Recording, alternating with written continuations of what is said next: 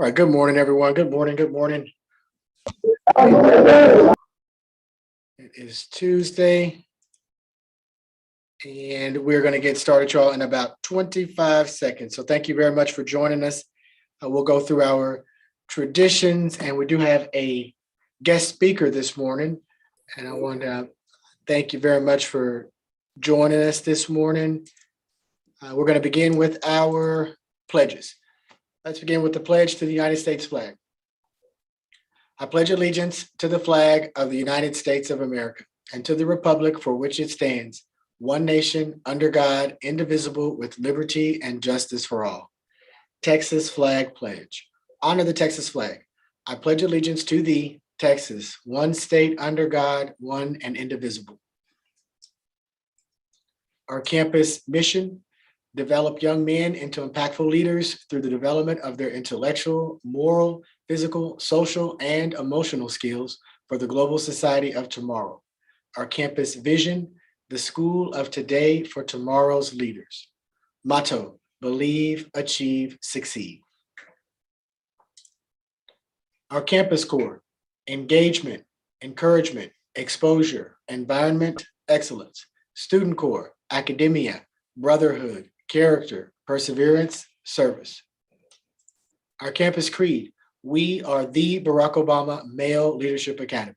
We believe in the transformative powers of knowledge and wisdom. We believe that success is brought about by perseverance, not chance. We know our actions are governed by strength of character rather than whims of emotion. We resist excuses, holding ourselves accountable for our actions. We are successful through honesty, humility, and the pursuit of intellectual excellence. We are loyal to our family. We are our brother's keeper. We are committed to our community. We are servants of mankind. We have the audacity to hope. We have the audacity to succeed. We are the Barack Obama Male Leadership Academy. And now for our school song that Ms. Marshall's advisory will lead.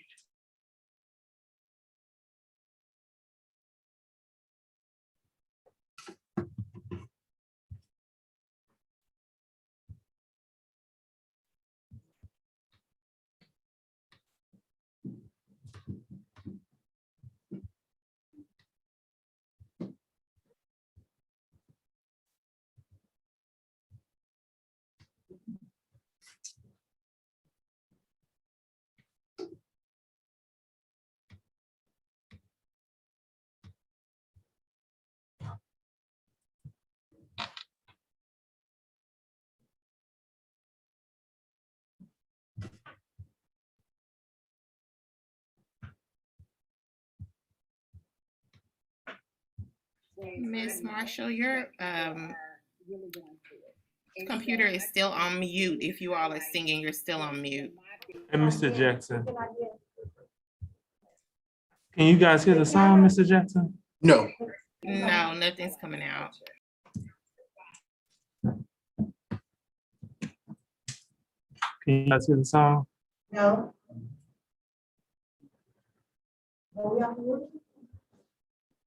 We gotta be on mute.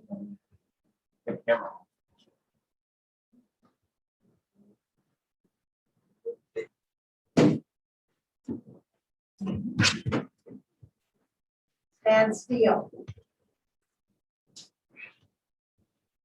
1 second, let's see.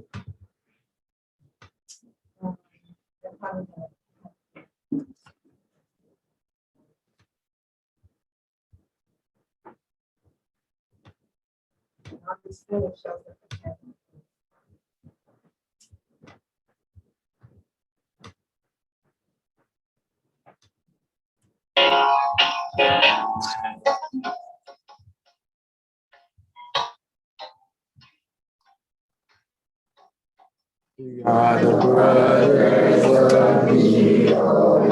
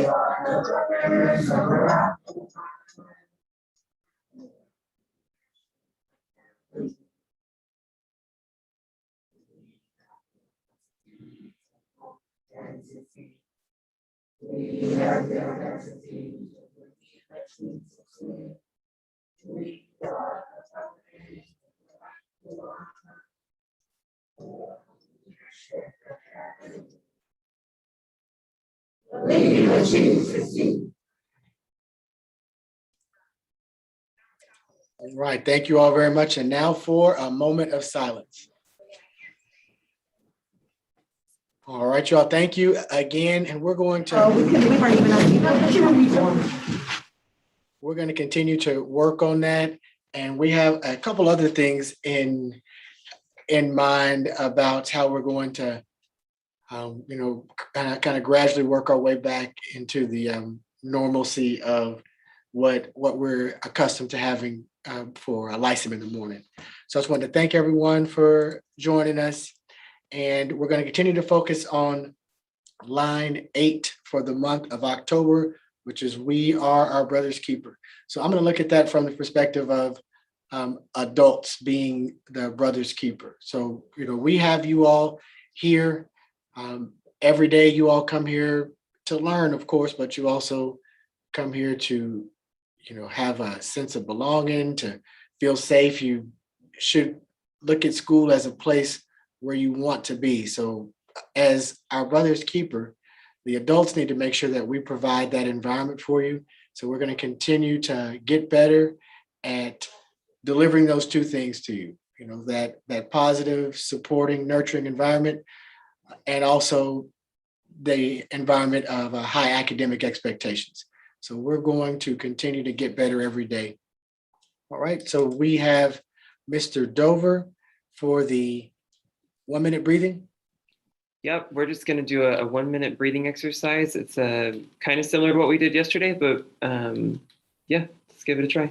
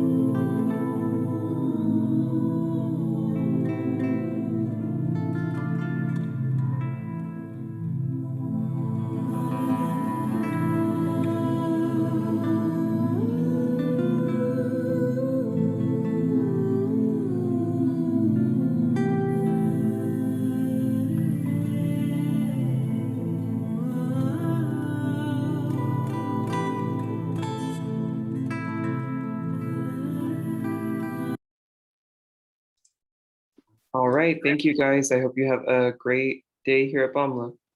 Great. Thank you very much, Mr. Dover, for adding. We can add this slide to our stockpile of SEL activities that we have.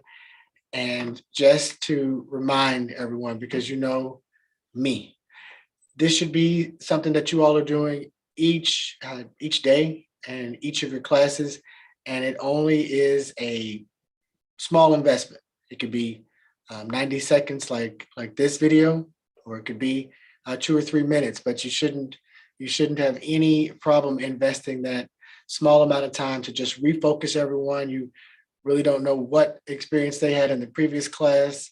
If they got just a worse news that they could have possibly imagined about one of the scores on their test, or you just don't know, but you want to make sure that when they come into your room, they're focused on what the task is that you're going to be asking them to do. All right, so let's take a look and see if we have birthdays today for the 12th, and we have 3. So let's give a happy birthday to Brother Emilio Barajas, 7th grade. Happy birthday, Brother Emilio. And 6th grade, Brother Axel Gamboa and Brother Emmanuel Gonzalez, 8th grade. So happy birthday, brothers. When you see these brothers, please wish them a happy birthday. And the hallway. Yeah, I heard it was somebody's birthday. I heard it was somebody's birthday. Yeah, PJ Panda birthday song. Yeah, yeah. Today is your birthday. We gon' say it loud. Today is your birthday. I know you're so proud. Today is your birthday. We gon' turn out. About to throw a party, get it lit and wild out. Cut the cake and we gon' say happy, happy, happy birthday. When you see these brothers, please wish them a happy birthday. And what announcements do we have before we get our guest speaker started? Okay, I do have an announcement. Good morning, everyone. This is Mr. Fernandez. And I just want to let all the 10th and 11th graders and the 15 selected 9th graders that I spoke to, yesterday, just to remind you that tomorrow is your PSAT and MSQT test. And I've already posted, the rooms that you're going to be with your proctor, with your test administrator. So I know that some of you have been looking at those lists.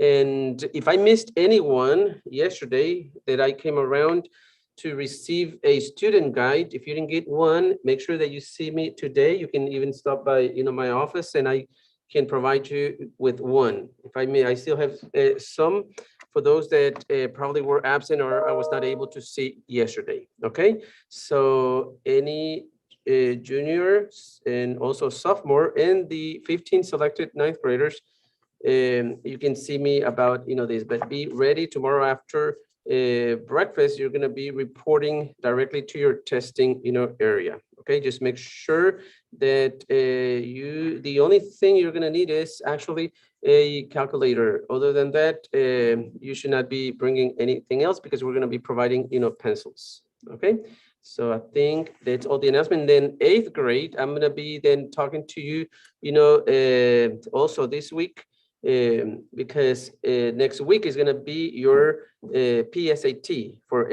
all 8th graders. Okay, and I'm going to be doing the same thing, providing you with a guide.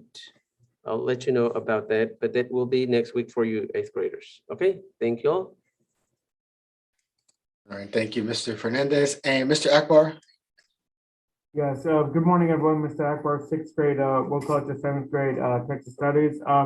This announcement is actually for the faculty. If teachers, I sent you an email if you have a 6th grade advisory group about a link to a survey. If you could give that to them, today, tomorrow, the next day, that would be I would really appreciate it. All right, thank you. All right, thank you very much, Mr. Akbar. And what other announcements do we have? Good morning, Mr. Dover here. Just a reminder that dual credit spring enrollment is due on the 14th. So that's this Thursday. If you're interested in dual credit, make sure that you fill out a counseling request and select academics, and I'll call you down and we'll talk about dual credit spring enrollment. So just make sure if you wait until next week, you're not going to be able to do it for the spring. You'll have to wait until the fall. So make sure you get those referrals in. All right, and thank you very much, Mr. Dover. And what other announcements do we have?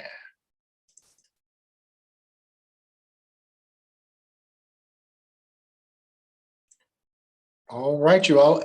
I want to welcome Mrs. Jessica Lara for our guest speaker today. And have we already made you a co-host, Mrs. Lara? I'm not sure, but I don't need to share a screen. Oh, okay.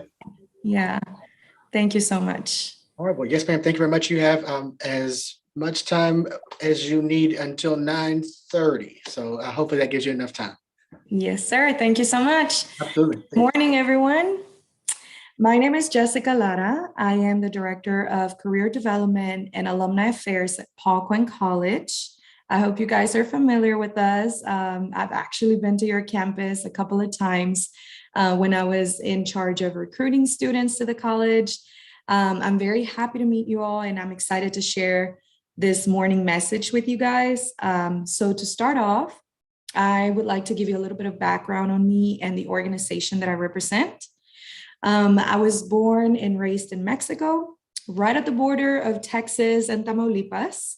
And my family decided to move to Dallas my freshman year of high school. So that's what I want to share with you a little bit of today. That's where my story begins. When we arrived, I was enrolled in advanced classes by accident. I didn't know any English. I didn't know the culture. I didn't know anyone. And my counselor just said, don't worry, sweetie, it'll be fine. You know, just stay in the classes and do your best. So that's what I did. I knew I wanted to be a good student, but I didn't know how or where to start. So my younger brother and I literally picked up a dictionary and started teaching each other new words every single day until we learned English. I remember our first summer here, all we did was watch TV, learn what the characters were saying, go back to the dictionary and translate the words. It was lots of fun, but it was very stressful. You know, you already have the stress of being in high school, what you're going to do next. Are you going to go to college? But unfortunately, my family didn't know much about navigating the college system and what to do after high school. They were already happy that I was learning the language and going to high school. And that was, you know, their goal for coming here to this country. So I had very little support, not because my parents didn't want to support me, but because they were new. It was a learning curve for all of us. So what I did in high school was do what the smart kids were doing. I started surrounding myself with all the smart kids in my classes. Remember, I was there by accident, but I was like, I'm going to make the best of this. So I started signing up for tutoring, for Saturday school, for SAT prep courses, for AP exams, all of these things that you guys are familiar with, that your awesome school is helping you with. That was all new to me. So I did it myself just because other kids were doing it and I saw that they were smart. So I wanted to be like them. And, you know, that's how I navigated high school. I started off not knowing a single word in English to graduating number 7 of my class, almost 500 kids at Molina High School in 2007. And that's where I met the person that's always believed in me since day one, who is my boss now, President Michael Sorrell. He's the president of Paul Quinn College. He had just become president in 2007 when I graduated from high school. And that's the best year of my life, I would say, because he gave me an opportunity that not a lot of people were willing to do. So my senior year of high school was one of the most stressful years of my life. I had the grades, I had the test scores, but I did not have the financial resources to attend college. So it finally dawned on me that I was an undocumented student when I graduated from Molina. All these years of going to tutoring and Saturday school and all these prep courses, I felt like they were not enough because I was undocumented. So it was messing with my head at the time. I was really excited to graduate from high school, but I didn't want to end my career there. I wanted to go to college. So my counselor at that time introduced me to President Sorrell and said, look, he's looking for smart kids to come and build something at Paul Quinn. He had just created the Presidential Scholars Program and was looking for kids that wanted to come in and be great at Paul Quinn. So I signed up for the opportunity. I told him my story. I let him know I was undocumented, but you know, here's my story. This is what I've done the past 4 years. And he listened and he cared. And he gave me the chance to attend Paul Quinn on a 4-year full ride scholarship. I'm never going to forget this. He said, if you can teach yourself English, you can come be a great student here and represent us. He didn't care about my background. He didn't care about my ethnicity or anything. He just said, you're a great kid. You're a great student. Come and be great here. So I took the opportunity. I spent the next 3.5 years attending Paul Quinn and SMU through our student exchange program. And I graduated in 3.5 years. And, you know, from there, all I wanted to do was give back to my school. So basically, as soon as I graduated, I was like, what do I do to give back? Throughout my whole college career, all I thought about was, how do I go make lots of money, work for a company, have a boring job? Who cares? You know, all I want to do is graduate, make my family proud, and make lots of money.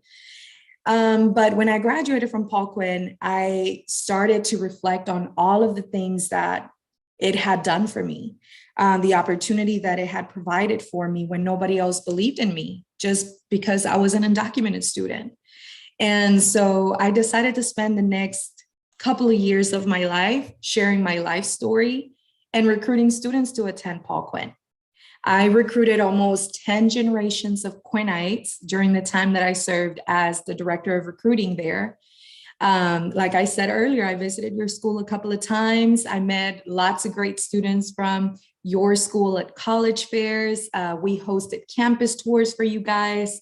And that's really what made me happy. I discovered that I had a passion to give back to my community, to give back to my school, but most importantly, to provide an opportunity to those students that I saw myself in. I saw students that were great kids throughout my whole 10 years in the admissions department, but who unfortunately had situations that, you know, prevented them from being in great positions in life. So they were hopeless. And when I tell you that the best part of that job was to hand them an admissions letter and say, here's an opportunity for a better future, and their families and them breaking down in tears and, you know, thanking me, which I wasn't doing anything. It was their job, you know, it was their accomplishment. All I was doing was providing an opportunity to go to college. It was the best part of that job, honestly. So I spent, like I said, almost 10 years doing the recruitment job.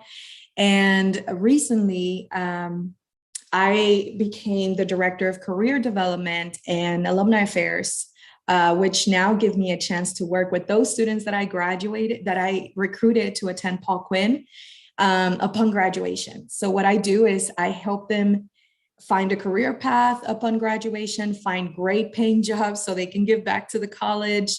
So I work all across, you know, with graduating seniors, finding careers, finding jobs, and then our alums who are already, you know, in great positions, doing great things, what they love, to stay engaged with the college and give back to the school. This is the reason why I love my HBCU. I wouldn't be who I am today if it wasn't for Paul Quinn and all of the people there who believe in the students and, you know, who push them to be the best version of themselves. I think that's where I really started my professional career. And I just want to serve, you know, all the generations of students that I have recruited in the past. A little bit about my personal goals. So I think it's really important to do something you love and work in a place where those goals align. So my personal goal has always been to leave any place I enter better than I found it. 10 years ago, I wanted to recruit as many students as I could from under-resourced communities, from hopeless backgrounds, because I saw myself in them. And I wanted to help them graduate with very minimal debt. You know, go to college, but don't owe your whole life back to the government. And I feel like I did, because Paul Quinn is that place. Paul Quinn College helps students from all backgrounds, all, you know, financial resources, whether you come from a great, you know, financial stable family or an under-resourced community. You can have an opportunity to attend college, graduate with a 4-year degree, and also graduate with the work experience that you need to go into the workforce. Today, like I said, my focus is in ensuring that every student who graduates from Paul Quinn has a clear career path and has a secure job upon graduation. And I think I am the resource for every alum and every graduating senior to achieve the next step in their life. There are two more things I would like to talk about before our Q&A. One is how to push through your worst times, and the other one is success habits. We've all had bad days, bad weeks, bad seasons in general. However, one must never forget the goal ahead. I think you're going to have different motivations throughout your life.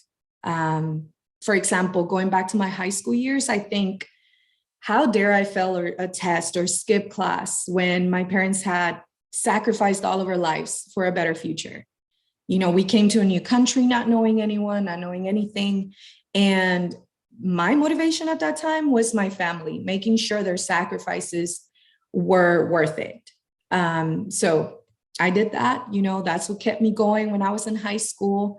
I remember when I told my friends I was applying to college, they all laughed at me. And the reason why they laughed at me was because I was the only undocumented kid in the group. So they knew that, you know, I wasn't going to be able to pay for college, or it wasn't going to be easy for me to achieve that goal. Everyone thought it was a big dream, and everyone told me, you know, don't even bother. Why are you going to Saturday school? Why are you spending all this time, you know, in tutoring? But my motivation then became to prove them wrong. So on top of making sure my parents' sacrifices were worth it, I also wanted to make sure my friends, you know, or those people that were telling me that I wasn't going to do anything, knew that I was, and I proved them wrong. And then finally, when I enrolled in college, everyone doubted my school at some point. During my high school year at Paul Quinn, during my sophomore year at Paul Quinn, we went through an accreditation switch, and everybody, all the people that I talked to, they thought that was the end of us. They thought Paul Quinn was going to close. We were done. No more Paul Quinn College.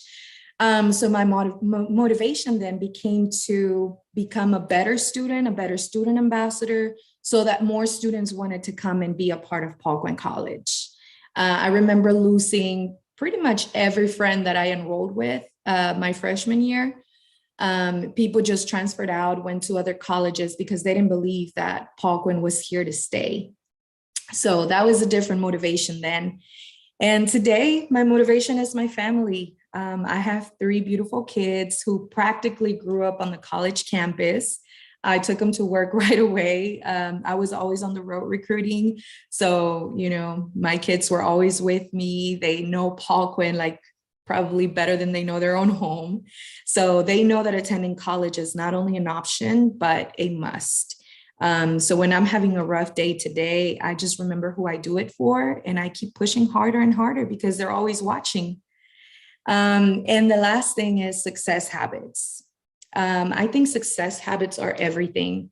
If you don't have a routine yet, guys, you need to develop one. It's never too early. My philosophy has always been to surround myself with winners. If you're the smartest person in the room, you probably need to switch rooms. Don't be afraid to ask questions. Don't be afraid to be the first one, and don't be afraid to lead. You know, we can all lead starting from day one. It doesn't matter if you're just a freshman or a sophomore.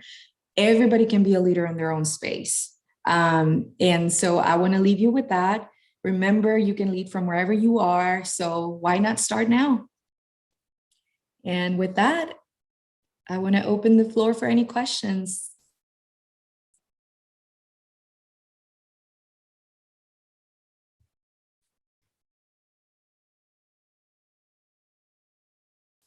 Nobody has any questions? Nobody wants to know anything about anything that I just shared with you guys? My job or college, the process, scholarships, anything? Hi, thank you, Ms. Lara, for your awesome presentation. I got a brother here with a question.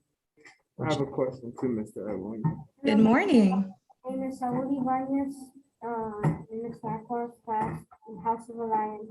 And what do you mean by switching rooms if you're the smartest in the room? I'm sorry, can you repeat that? How do we switch rooms when you're the smartest in the room?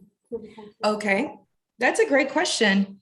So what I mean by you have to switch rooms if you're the smartest person in the room, I feel like you should always want to learn more. You should never want to be the smartest person because that means you're not learning anymore. If you are, I mean, there's nothing wrong with teaching others, but for my personal goal, I always want to learn more. I want to learn from other people. I want to be open to new ideas, new everything. So when I feel like I'm the smartest person, that means that I have nothing left to learn in that particular space where I'm at. So I feel like you should move on to the next challenging thing. Challenge yourself. If you already know everything about a book that you're reading, pick up another one. Challenge yourself. That's a great question. Thank you. Anyone else?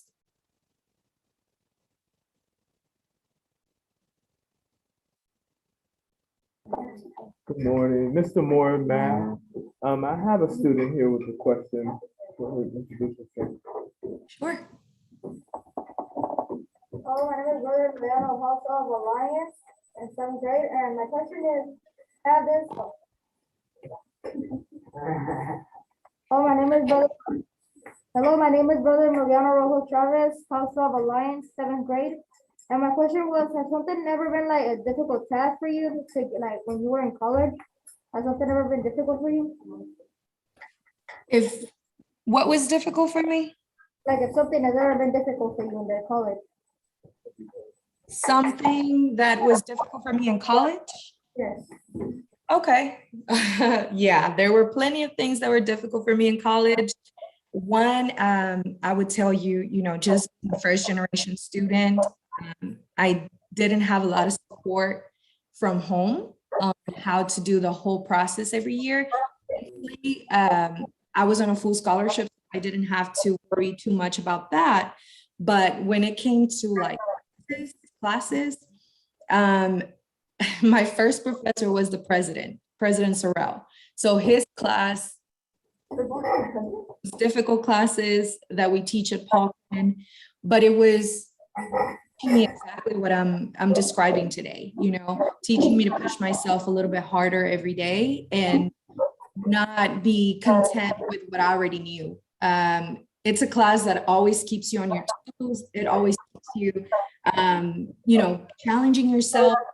So yes, it was very, very difficult because I needed to pass that class to graduate. And at the same time, I also had a full-time job. So it was kind of difficult to manage, difficult classes, going to work and, sharing time with my family because I was living on campus, even though they were here in Dallas, they wouldn't see me much. Staying in the dorm and studying. And then on the weekend, we had events, we had other things going on. So it was kind of hard to explain to my family that I was trying to pass the most difficult class at Paul Quinn. At the same time, I was trying to be involved in other activities and then have a job and then, go home every weekend. So it was kind of hard, but, everybody ended up understanding that that was my goal. My goal was to, finish college and graduate and go on and have a great job. Thank you for the question. Anybody else? Yes, this is Mr. Small. I'm the computer science teacher and I have a question. Yes. You mentioned that you came to the United States when you were in 9th grade. Did I hear that correctly? Yes, that's correct. Okay, and usually people's language is quite set by then. So I noticed that you have no accent. So how did you overcome that in your English learning? It's very good. And that dictionary learning with your brother, that was like excellent. Thank you so much. Actually, it's funny because everyone says I do have an accent. So this is the first time I hear I don't have an accent. It's pretty cool. But yeah, so I was 15 years old when I came. I am 32 now. So it's been, 17 years of speaking the language or trying to speak the language. But it was literally just learning, the pronunciation and the meaning of the words.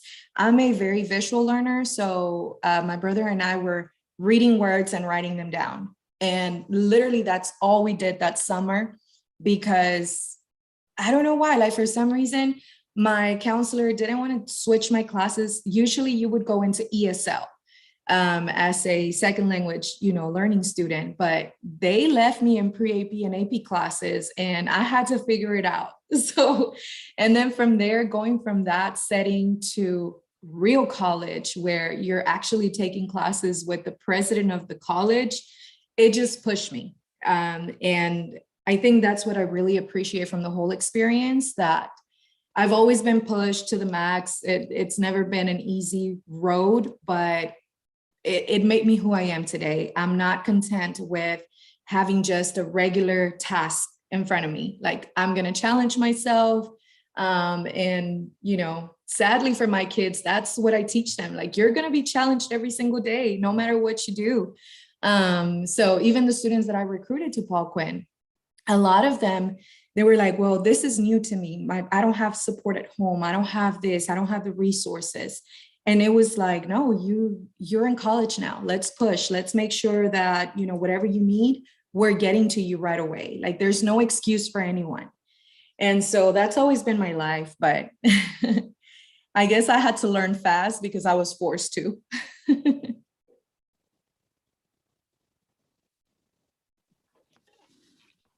I am Brother Mono Quesada from the House of Alliance. Hi, Mr. I'm Brother Mono Quesada from the House of Alliance.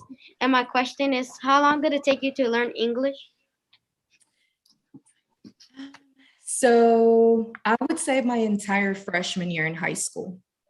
I think, so we got to the United States in July and classes started in August. So I had like less than a month to kind of register for classes, study a little bit, figure out where I was going, what I was doing.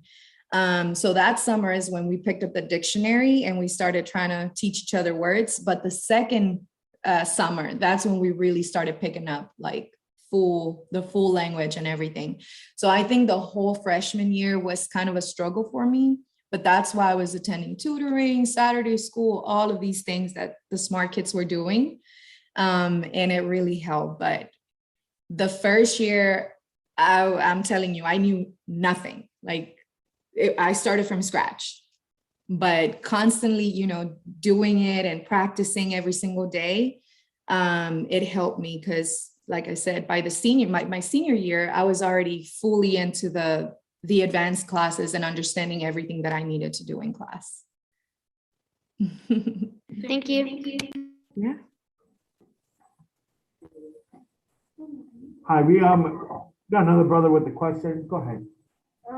I'm Brother Simeon Williams, 6th grade, House of Alliance, and my question is, where are you originally from? I'm sorry, honey, can you repeat the question? Where are you originally from? Where am I originally from? I am from Matamoros, Mexico. It's literally the very tip of the border of Brownsville, Texas. And then you cross the Rio Grande, and like literally the next city on the Mexico side is where I'm from. So I think what kind of helped me too, just to go back to, the language barrier, is that I was born at the border. So a lot of our culture is not too foreign from, the Texas culture.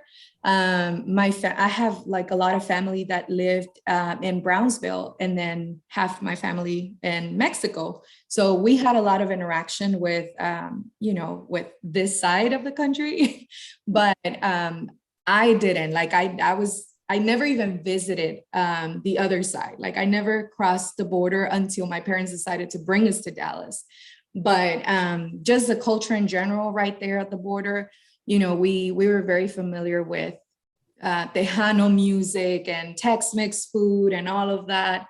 A lot of people from like deeper down in Mexico always ask me things about, you know, like the real Mexican culture. And unfortunately, I was never really exposed to that because I was more on the Texas side, but just not knowing the language. Like the language was one thing that I really didn't pick up until we came over here. Okay, thank you. So to answer your question, it's about 9 hours away from here, down south. Thank you. Yep.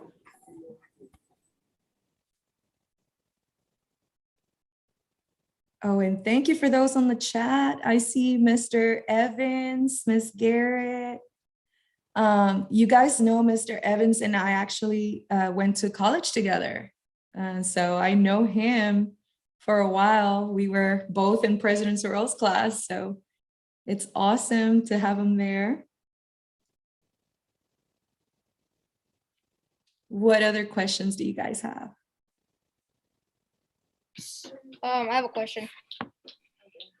My name is Brother Mariano Rojo Chavez. I already asked a question, but I want to ask another one. Do you think you'd be here today if you listened to your friends when they told you don't try to get into college because you're never gonna be able to like afford it? What would you think would happen if you listened to them? Oh my God. I ask myself the same thing a lot. So no, I wouldn't be here today, honestly. And I was so close some days to listening to them just because it seemed like I had no hope some days, you know, some days I had bad days and I was like, yeah, you know what, they're right. I'm over here wasting my time in tutoring and, you know, doing all these extra things. And they're over there going to parties and going to, you know, hang out and stuff, having free time. And here I am being a nerd, but but I stuck to my my belief of, you know, my parents sacrificing everything. My parents leaving, we had a home, we had all of our family over there, and then packing up and saying, you know what, the situation here is getting really bad. Like there is violence every day. We don't want you to grow up in this environment. We're just gonna have to try our luck. And we came over here, and that's literally what replayed in my mind every time that I had doubts about it. But I think if I would have listened to them, because they were really close friends to me, they were the first people that I met when I got here. So hearing them say those things made me doubt very many times. But I feel like owing this to my parents was bigger than what my friends were saying to me. So that's what kept me going. And you want to know a secret? The people that didn't go to college were the ones telling me that I wasn't going to go to college. So, you know, just how things play out are very, very funny sometimes. So, yeah. We just got another question.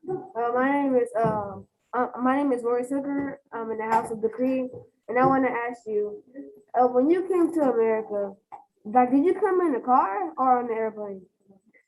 We came on a bus. That was my first time riding a bus for those many hours. Yeah, my parents just said, pick up a backpack and just get a few things. They didn't tell us. So this is the thing. They didn't tell us before we left that we weren't going back. They just said, we're going to go visit Dallas. They didn't want to make us feel bad, you know, leaving everything. They told us after we were here, they were like, oh yeah, we're not going back because here's the thing, you know, people are getting killed every second. People are, you know, like it's so much going on. We didn't understand that as kids. My brother and I were like, that's our home. Like, I don't know what you're talking about. Like, we got to go back. But my parents didn't tell us that. They just said, pick up your backpack, put a few clothes in there, a few things you like. And we just got on a bus and we got here. And then from there, it was like, okay, we're not going back. So yeah, it took us about 12 hours on a bus ride. Good morning. This is Miss Marshall, 7th grade, ELAR, House of Alliance. I have a student that has a question. Okay. This morning, I have a cousin expedition. Why did your parents choose? I'm sorry, it's cutting off. How did my parents what? Why did your parents choose down Alice instead of going with your other family in Bangkok? Oh, I can't really understand it. Can you get a little bit closer? Why did your parents decide to come to Alice instead of with the other family closer to where you used to live? Why did my parents decide to stay here? Oh, to come to Dallas. Why did they choose Dallas? Oh, okay, to Dallas. My dad had a stepsister, I believe. Yeah, a stepsister who lives here in Dallas, but we never really saw her. He just said we're gonna go there because she says it's a great city. So we just came here because my dad knew someone, his stepsister, that had never been, close to. She told him about Dallas, and we just decided to come to Dallas. But no particular, no particular reason. It was just, a city far away from what they wanted to get away from. Hello, my name is Brother Rudolph, and I have hello, my name is Brother Rudolph's House of Justice, and I have a question. Did you guys leave Mexico, you go to Dallas because there was a civil war, or a gang war or something It was, so like I said, I was still kind of young. I was still a child. And to me, it was a normal place. But as soon as we left, my whole neighborhood, so my parents used to have a business right there, close to our home. And so the people from, the gangs and stuff started asking my dad for money.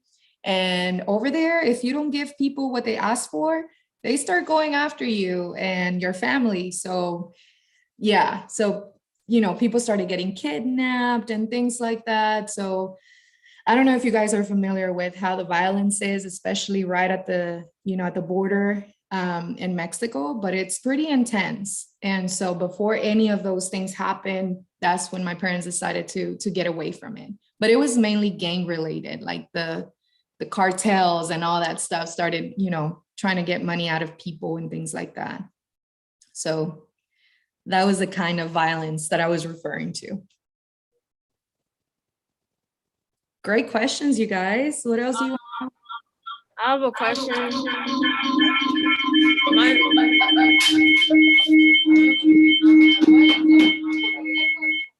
My name is Jeremiah Cole, 7th grade, House of Expedition. My question is, how did you learn how to pronounce the words in the dictionary? Actually, watching TV. So I would try to find the word. I would watch a show, hear it over and over, replay it and stuff, and then go back to the dictionary and figure out what the words were. So sometimes my brother and I would learn how to say a whole sentence, but we didn't know what it meant. We were literally learning things from movies and shows, and we would learn how to pronounce everything on that sentence, but then didn't know what we were saying. So we were just going back to the dictionary and picking up, all the words that we were saying, and that's how we learned it. Thank you. Songs really helped us.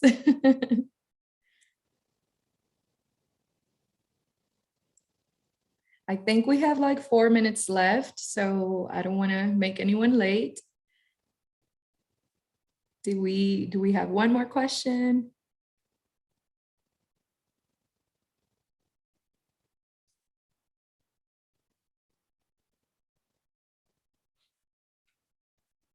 Okay, I think we're. No, I think I just saw a question in the chat box. If you can open up the question in the chat box, there is one there for you. Okay, sure. Was any part of my life demotivating at all, and how did it affect you? Yes. Many times I wasn't motivated to, and this is just throughout my life. I've had different struggles throughout my life, not only just being a new kid, learning the language, but also, as an adult. There's been many times where I'm like, well, I'm doing all this work and what is it for? So I feel like we've all been in that position before. But again, looking at the big picture and knowing who you're doing things for. It might be for yourself. It might be because you want to prove to yourself that you can do better. It might be for your family because they've done so much for you. It might be for your children in the future. So whatever it is that you love more than you love yourself, then you do it for that particular reason. I mean, I can tell you many of different examples, but like I said before, at every point in my life, I had a bigger motivation to keep going. And that's all what you got to focus on. You just have to find a bigger reason to do better for you.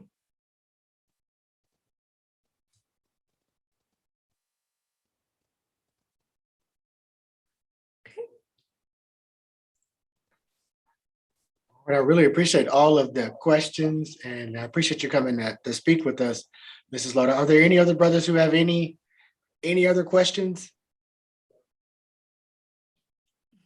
Well, it's been a very, very insightful discussion, and I'm happy you were able to take the time. Thank you, Mr. Evans and Mr. Avila, for reaching out, making sure that we have speakers who can, just give a different perspective so that everybody knows that we're going to be facing different challenges, and anyone who wants to do it is able to persevere and then reach their goals. So it's 9:30. You all, we will transition at 9:35. So thank you again, Mrs. Lauder, and then thank you for all your questions. We will see you in the hallways, you all. Thank you very much. Make it a great day. Thank you so much. Yeah, have a great day. Thank you, Mrs. Lauder. Bye-bye.